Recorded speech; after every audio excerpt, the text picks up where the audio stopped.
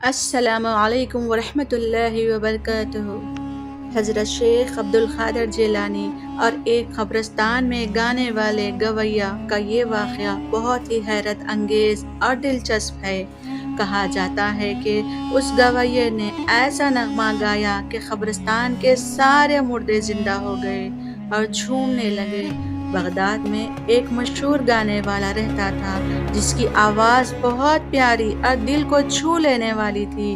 لوگ اس کی محفلوں میں دیوانے وار کھینچے چلے آتے تھے، گھنٹوں تک اس کے گیت سنتے اور مستی میں ڈوب کر شراب نوشی میں گم ہو جاتے۔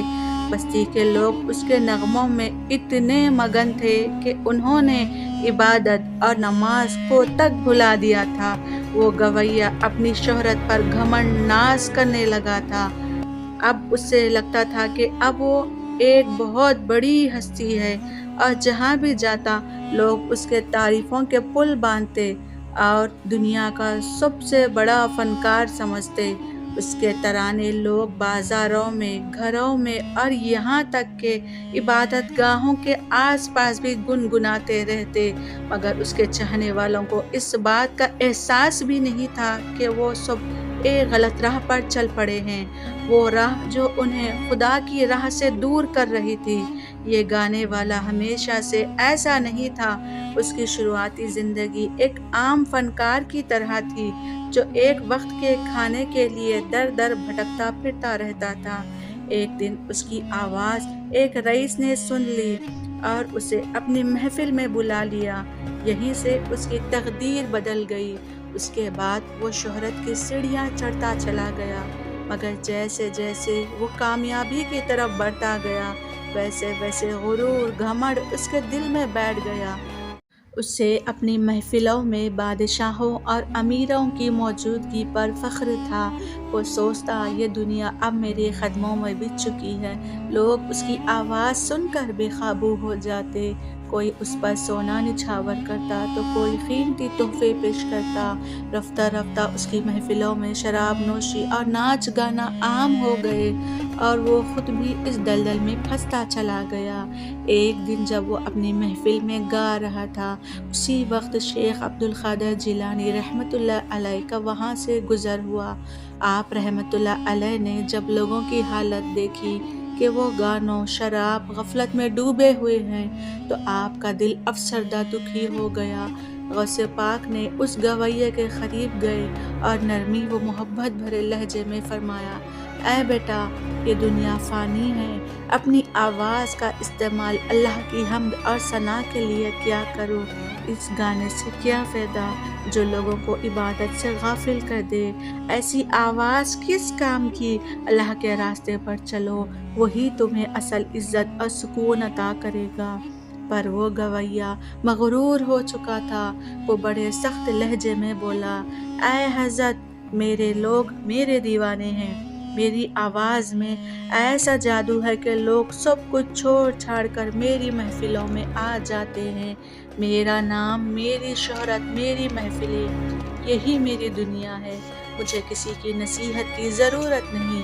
حضرت غوث اعظم نے افسوس بھری نگاہ سے اسے دیکھا اور مسکرا کر فرمایا، اللہ تمہیں ہدایت دے۔ پھر وہ خاموشی سے وہاں سے چلے گئے، مگر گویّا اپنی ضد پر قائم رہا۔ حضرت کی باتیں اس کے دل پر اثر کرنے کے بجائے اس کے گھمنڈ کو اور بڑھا گئی۔ اس نے حضرت کی باتوں کو نظر انداز کر دیا۔ ہر محفل میں وہ ان کے خلاف باتیں پھیلاتا اور لوگوں کو بھڑکانے کی کوشش کرتا۔ کچھ دنوں بعد ایک مرید نے حضرت کو بتایا کہ وہ گویّا ہر جگہ آپ کی برائی کر رہا ہے اور لوگوں کو آپ کے خلاف بھڑکاتے جا رہا ہے۔ حضرت غوث پاک نے یہ سن کر مسکرا دیا اور چپ چاپ خاموش رہے اور کوئی جواب نہیں دیا۔ تھوڑی دیر بعد قدرت کا کرشمہ ہوا۔ اس گویّے کی آواز اچانک خراب ہونے لگی۔ اب بے سری آواز اور خراب ہو گئی۔ لوگ جو کبھی اس کے دیوانے تھے اب اس کی محفلوں سے کترا گئے، اور جب اس کی اس بے سری آواز پردہ سے باہر ہو گئی تو پہلے جو اس کی محفلوں میں آتے تھے وہ اب اس سے کترانے لگے، مگر جلد ہی لوگوں نے اسے ناپسندگی کا اظہار کرنا شروع کر دیا۔ ایک دن جب وہ ہمیشہ کی طرح اپنے محفل میں گانے کے لیے بیٹھا تو مجموعہ میں سے شور اٹھنے لگا، بس کرو، رہنے دو، اب یہ آواز سننے کے قابل نہیں رہی۔ اتنا سننا تھا کہ کسی نے ایک ٹماٹر اس کی طرف اچھال دیا، پھر تو جیسے بھیڑ کو موقع مل گیا، ہر طرف سے لوگ اس پر ٹماٹر اور طرح طرح کی چیزیں پھینکنے لگے۔ وہ کبھی دائیں بھاگتا تو کبھی بائیں، مگر وہ اپنی آواز کے سامنے بے بس و بیکار تھا۔ اس کی آواز کبھی لوگوں کے دلوں میں نشہ بھر دیتی تھی، اب وہی آواز اس کی ذلت کا سبب بن چکی تھی۔ وہ جو کل تک عزت اور احترام کا مرکز تھا، آج مذاق بن گیا تھا۔ جو لوگ کل تک اس پر وارے جا رہے تھے، آج اس کی محفلوں میں آنا چھوڑ چکے تھے۔ دھیرے دھیرے سب نے اس سے منہ موڑ لیا، مایوسی اور تنہائی نے اسے گھیر لیا۔ اس کی حالت دن بدن بدتر ہوتی گئی، نہ شہرت رہی، نہ پیسہ، جمع پونجی بھی ختم ہو چکی تھی۔ اب وہ بھکاریوں جیسی زندگی گزار رہا تھا۔ کھانے کو کچھ میسر نہیں، پہننے کو کچھ ڈھنگ کا نہیں، لیکن اسے گانے کی لت تھی۔ محفلوں، تالیوں اور سروں کی گونج اس کے لیے نشہ بن چکی تھی۔ جب زندہ لوگ اس کی آواز سننے کے لیے انکار کرنے لگے تو اس نے ایک عجیب ارادہ کیا۔ اس نے سوچا کہ اگر زندہ لوگ میری قدر نہیں کرتے تو میں مردوں کے درمیان جا کر گاؤں گا۔ شاید وہی سن لے۔ وہ آدھی رات کے سناٹے میں ایک پرانے قبرستان کی طرف نکل پڑا۔ وہاں جا کر اس نے بیٹھ کر گانا شروع کیا، مگر جیسے ہی اس کی بے سری آواز ہوا میں گونجی، قبرستان کی خاموشی میں ہلچل مچ گئی۔ قبریں ہلنے لگی اور پھر ایک قبر پھٹی، اس میں سے ایک مردہ باہر نکلا۔ اس مردے کی آنکھیں انگاروں کی طرح جل رہی تھی۔ وہ گانے والے کی طرف دیکھ کر گرجتی آواز میں بولا، اے نادان انسان، تو نے اپنی پوری زندگی گانوں، ناچوں اور فضول کاموں میں برباد کر دی۔ شراب اور گناہ میں ڈوب کر تو نے اپنی آخرت کو مٹا دیا۔ کیا تو نے کبھی یہ سوچا کہ مرنے کے بعد تیرا کیا ہوگا؟ کیا تجھے نہیں معلوم کہ اس قبر کی تاریکیوں تیرا انتظار کر رہی تھی؟ کیا تو نے کبھی قیامت کے دن کا تصور کیا ہے؟ یہ سنتے ہی گانے والا کانپ اٹھا، اس کا بدن پسینے میں بھیگ گیا اور آنکھوں سے آنسو بہنے لگے۔ اس کے دل پر جیسے بجلی گر گئی ہو، وہ پھوٹ پھوٹ کر رونے لگا اور آسمان کی طرف ہاتھ اٹھا کر بولا، اے میرے رب، اے میرے پروردگار، میں بہت گنہگار ہوں۔ میں نے ساری زندگی تیرا انکار کیا، تیرے حکموں کو بھلایا، مجھے معاف کر دے۔ اے اللہ، میں تیری رحمت کا طلبگار ہوں۔ اس نے روتے ہوئے کہا، اے میرے رب، میں نے اپنی آواز کو گناہ اور فضول کاموں میں لگا دیا۔ میں نے تیری دی ہوئی نعمت کو تیری نافرمانی میں خرچ کر دیا، مگر تو رحیم ہے، کریم ہے، معاف کرنے والا، درگزار کرنے والا۔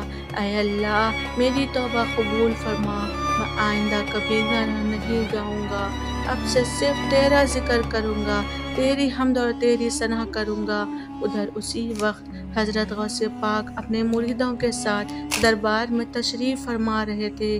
اچانک آپ نے آسمان کی طرف نظر اٹھائی، چہرے پر ایک پیاری سی مسکان آئی اور پھر آپ نے فرمایا، جاؤ 100 دینار جمع کرو اور ایک ضرورت مند کو پہنچا دو۔